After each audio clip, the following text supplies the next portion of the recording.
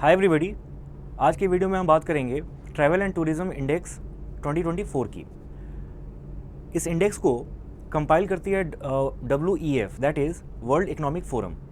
अब ये कोई UN एफिलिएटेड ऑर्गेनाइजेशन नहीं है, या फिर आप ऐसे बोलो कि ये कोई UN बॉडी नहीं है, बट फिर भी वर्ल्ड इकोनॉमिक फोरम एक काफ़ी इम्पॉर्टेंट फोरम है और यहाँ से बहुत लैंडमार्क डिसीजंस लिए गए हैं पास्ट में। जैसे आपने G20 के बारे में सुना होगा।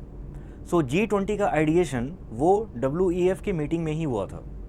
1998 में फर्स्ट टाइम इसके ऊपर बात की गई कि G20 के नाम से भी कोई फोरम होना चाहिए, ठीक है। और उसके बाद और भी बहुत सारे लैंडमार्क डिसीजंस लिए गए थे टाइम टू टाइम, जो हर साल मीटिंग होती है इनकी। जैसे इस बार जनवरी मंथ में डावोस में हुई थी। डावोस स्विट्ज़रलैंड की सिटी है। इसके ऊपर हमने वीडियो भी बनाई थी, तो आप उसको प्लेलिस्ट में देख सकते हो और डिस्क्रिप्शन में हमने उसकी लिंक भी डाल रखी है। तो वहाँ से जाके आप जितने भी स्टैटिक फैक्ट्स हैं WEF के बारे में, WEF और कितने टाइप की इंडाइसेस या फिर रिपोर्ट्स पब्लिश करती हैं, तो ये सारा कुछ आप वहाँ पे देख सकते हो। तो आज के वीडियो में हम WEF की बात नहीं करेंगे, हम अपना फोकस रखेंगे सिर्फ इस इंडेक्स के ऊपर कि इस इंडेक्स से कैसे कैसे क्वेश्चन आ सकते हैं। मई मंथ का संपूर्णा या फिर PIB सूत्र ये जब रिलीज़ होगा तो इसमें आपको सारी चीज़ें डिटेल में मिल जाएंगी। बट अभी के लिए बस आप ये देखो कि किस फैक्ट को आपको ज़्यादा अच्छे से देखना है और उसको बार बार रिवाइज करते रहना है, क्योंकि यहाँ से क्वेश्चन बहुत ईजिली फ्रेम हो सकते हैं। सो स्टार्ट करते हैं। एक तो मैंने सबसे पहले बता ही दिया आपको कि इसको कंपाइल करने का काम है किसका, WEF का। बट WEF अकेले नहीं करती है, यूनिवर्सिटी ऑफ सरे इनका भी कंट्रीब्यूशन इसमें इस इंडेक्स को कंपाइल करने में रहता है। ओके, इस रैंक में इस इंडेक्स में जो इंडिया की रैंकिंग है भाई वो है 39th। तो ये भी आपसे पूछा जा सकता है। इंडिया की रैंक है 39th और इंडिया का जो कंपोजिट स्कोर है दैट इज़ 4.25। अब ये भी आपको याद रखना है। अच्छा, उसके बाद टॉप पे कौन है, US। इनका कंपोजिट स्कोर है 5.24। कंपोजिट स्कोर का मतलब ये हो गया कि इस इंडेक्स को बनाने के लिए बहुत सारे पैरामीटर्स यूज़ किए जाते हैं। हर पैरामीटर में बहुत सारे सब पैरामीटर्स भी हैं, तो उन सब पैरामीटर्स में पहले कुछ स्कोर असाइन किया जाता है और लास्ट में फिर सबका एवरेज निकलता है। उसी को हम बोलते हैं कंपोजिट स्कोर, ठीक है। सो इंडिया का कंपोजिट स्कोर है 4.25 और US का है 5.24। तो ये आपको याद रखना है। अगर क्वेश्चन को बहुत ज़्यादा डिफिकल्ट बनाना हुआ तो वो आपसे ये पूछ सकते हैं कि in the recently released travel and tourism index 2024, ठीक है, which of the following countries is not among the top 5। ये आपसे पूछा जा सकता है। तो आप एक बार टॉप 5 का भी देख लेना। ये अगर आपको याद रहता है बहुत अच्छे से तो अगर क्वेश्चन बहुत टफ भी आ जाए तो भी आप उसको ईजिली कर पाओगे। और लास्ट ईयर का जो RBI का पेपर था, अगर हम GA की बात करें, डिफ़िकल्टी लेवल काफ़ी ज़्यादा थी, तो आप इस टाइप के क्वेश्चन को रूल आउट नहीं कर सकते, ठीक है। तो टॉप 5 के कंट्रीज़ ये आपको देखना पड़ेगा इसमें। तो US है, उसके बाद सेकंड पे स्पेन है, फिर जापान है, फिर फ्रांस है और फिफ्थ पे ऑस्ट्रेलिया है, ठीक है।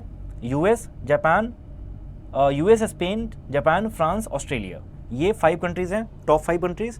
और इंडिया की रैंक है इसमें 39th। अब यहाँ पे थोड़ा फोकस करो, यहाँ लिखा है बाई एनुअल, ठीक है। इसका मतलब ये हो गया कि 2 साल में एक बार ये इंडेक्स पब्लिश की जाती है, ठीक है।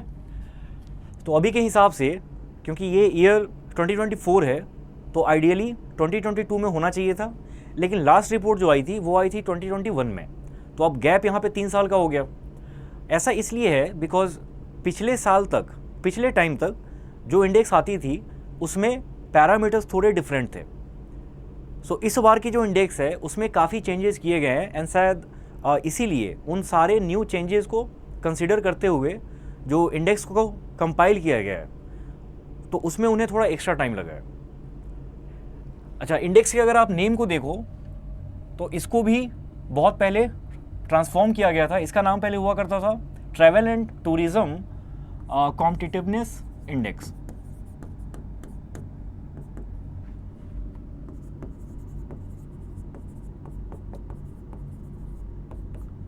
सो इंडेक्स को भी रीनेम किया गया है। और ये रीनेम अभी नहीं किया गया था, ये लास्ट टाइम ही कर लिया गया था।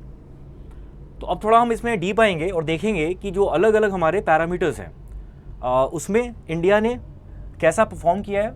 और उसके भी पहले जैसे मैंने आपको बताया कि अभी इस बार के इंडेक्स में इंडिया की रैंक है 39th, बट जो लास्ट रिपोर्ट थी 2021 की उसमें इंडिया की रैंक थी 54th। बहुत एक्सट्रीम केस में इसके ऊपर भी क्वेश्चन आ सकता है। अगर मान लो कि बहुत उनको टफ पूछने का मन हुआ तो ये सब फैक्ट से क्वेश्चन पूछे जा सकते हैं, तो ये आपको याद रखना है।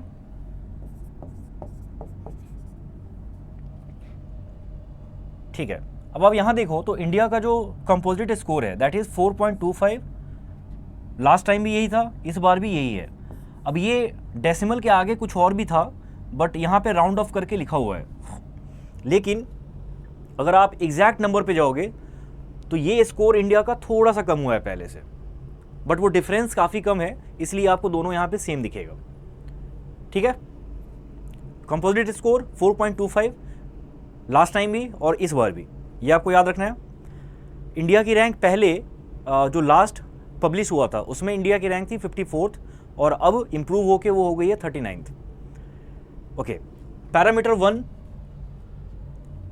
दिस इज हम इसको बोलेंगे इनेबलिंग इन्वायरमेंट। ये फर्स्ट पैरामीटर है इस इंडेक्स का, और इस पैरामीटर के अंडर आप देखो कि 5 सब पैरामीटर्स हैं, जिसमें क्या क्या है, बिजनेस इन्वायरमेंट। अच्छा, ये अब आपको याद रखने की ज़रूरत नहीं है सब कुछ, क्योंकि ऐसे ऐसे करके हर 5 पैरामीटर्स के अंडर बहुत सारे कंपोनेंट्स हैं, तो सबके नाम याद रखना पॉसिबल नहीं है ये। लेकिन वहाँ पे आपको ये ढूंढना है कि कौन से यूनिक फैक्ट्स हैं जहाँ से क्वेश्चन बन सकता है, तो वो आपको ज़रूर याद रखना होगा। एक बार इसको देख लो, यहाँ से मुझे बहुत कुछ यूनिक नहीं लगा है इसमें। हाँ, लेकिन एक चीज़ आप यहाँ पे देख सकते हो, जब आगे के स्लाइड्स में आप देखोगे तो आइडिया लगेगा आपको कि इस वाले पैरामीटर में सबसे ज़्यादा सब पैरामीटर्स हैं, यानी number of components under this particular parameter is the highest. तो ये यहाँ से क्वेश्चन फ्रेम हो सकता है ऐसे। अगर मान लो मल्टीपल स्टेटमेंट वाले क्वेश्चन हो तो एक स्टेटमेंट इसके ऊपर भी हो सकता है। फिर हम सेकेंड पैरामीटर की बात करें अगर, तो ये है पॉलिसी एंड कंडीशंस। इसके अंदर भी आप देखो तो यहाँ पे 3 सब पैरामीटर्स हैं। थर्ड वाले में इंफ्रास्ट्रक्चर एंड सर्विस, यहाँ पे भी 3 है। अब जिस यूनिक फैक्ट की बात कर रहा था तो यहाँ पे एक फैक्ट है, वो ये कि जितने भी सब पैरामीटर्स हैं अक्रॉस ऑल दी 5 पैरामीटर्स, उसमें जो लोएस्ट स्कोर इंडिया का है वो है for tourist service and infrastructure 1.6। तो इसे आपको हाईलाइट करके एंड जब भी आप रिवाइज करो तो इस वाले फैक्ट को आपको ध्यान देना है अच्छे से। 1.6 इंडिया को मिला किसमें, टूरिस्ट सर्विस एंड इंफ्रास्ट्रक्चर, इसमें लोएस्ट है। ओके, अब नेक्स्ट में हम देखेंगे तो दिस इज अबाउट रिसोर्सेज, और यहाँ पे आपको 2 यूनिक फैक्ट्स मिलेंगे। एक तो सबसे पहला क्या है 5.80, तो ये एक ऐसा सब पैरामीटर है जिसमें इंडिया को सबसे ज़्यादा स्कोर मिला है। तो जितने भी सब पैरामीटर्स हैं उन सब में इंडिया का जो मैक्सिमम स्कोर रहा है that was for natural resources 5.80। तो ये एक यूनिक फैक्ट है। अच्छा, दूसरा यूनिक फैक्ट ये है कि रिसोर्सेज में यहाँ पे 3 आपको टाइप्स मिल रहे हैं, राइट, नेचुरल रिसोर्सेज, कल्चरल और नॉन लीजर। ये जो तीनों टाइप के रिसोर्सेज हैं ये सब में इंडिया की रैंक जो है वो टॉप 10 में है। मतलब इंडिया, अगर हम सिर्फ इन सब पैरामीटर्स को कंसिडर करें तो इन तीनों सब पैरामीटर्स में इंडिया की रैंक जो है वो टॉप 10 में है। और इसमें यूनिक फैक्ट ये है कि India is the only country to be in the top 10 in all these 3 resources.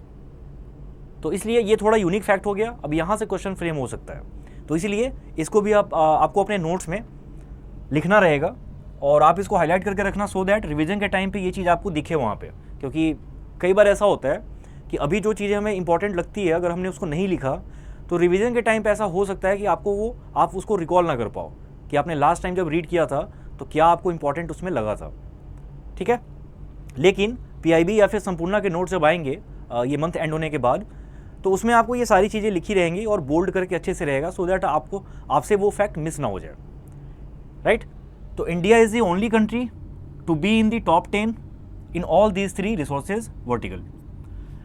उसके अलावा 5.80 नेचुरल रिसोर्सेज के लिए, मतलब इस वाले सब पैरामीटर में इंडिया का स्कोर जितने भी और दूसरे पैरामीटर्स हैं वो सब में मिला के सबसे ज़्यादा स्कोर इंडिया का इसी में है, नेचुरल रिसोर्सेज में। लास्ट पैरामीटर है सस्टेनेबिलिटी, ठीक है, इसकी भी यहाँ पे 3 है। अब ये सारे सब पैरामीटर्स, जैसे मैंने आपको पहले बताया कि ये याद रखने की ज़रूरत नहीं है, क्योंकि क्वेश्चन बहुत ही कोई यूनिक फैक्ट भी होता है यूजुअली। तो वो यूनिक फैक्ट्स मैंने आपको बता दिए, जो भी थे 3-4, तो वो आपको हाईलाइट करके रखना है और उसी को आप बार बार रिवाइज करते रहना, ठीक है। तो आज के सेशन में इतना ही, लेकिन डिस्क्रिप्शन में जो वर्ल्ड इकोनॉमिक फोरम के ऊपर लेक्चर है आप उसको देख लेना अच्छे से, क्योंकि वहाँ पे बहुत सारे फैक्ट्स, इंपॉर्टेंट फैक्ट्स आपको एक सिंगल वीडियो में मिल जाएंगे। उसके बाद आपको वर्ल्ड इकोनॉमिक फोरम के बारे में कुछ और पढ़ने की ज़रूरत नहीं पड़ेगी, तो आप उस वीडियो को भी एक बार अच्छे से देख लेना। एंड वो इम्पॉर्टेंट इसलिए भी है क्योंकि जनवरी में वर्ल्ड इकोनॉमिक फोरम की मीटिंग हुई है, और ये हमेशा होती है, हर साल होती है।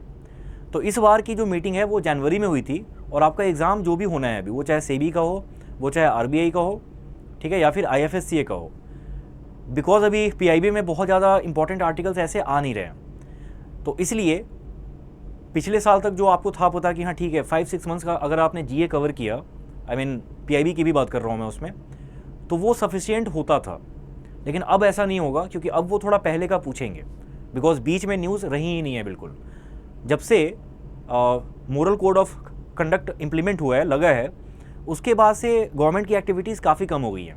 इस वजह से पीआईबी में भी आर्टिकल्स बहुत कम आते हैं। कई दिन तो ऐसा होता है कि आर्टिकल्स आते ही नहीं, या फिर आते हैं तो उसमें से एक भी काम का नहीं होता। आई मीन अगर आप एग्ज़ाम के पॉइंट ऑफ व्यू से देखो तो वो रेलेवेंट नहीं होता।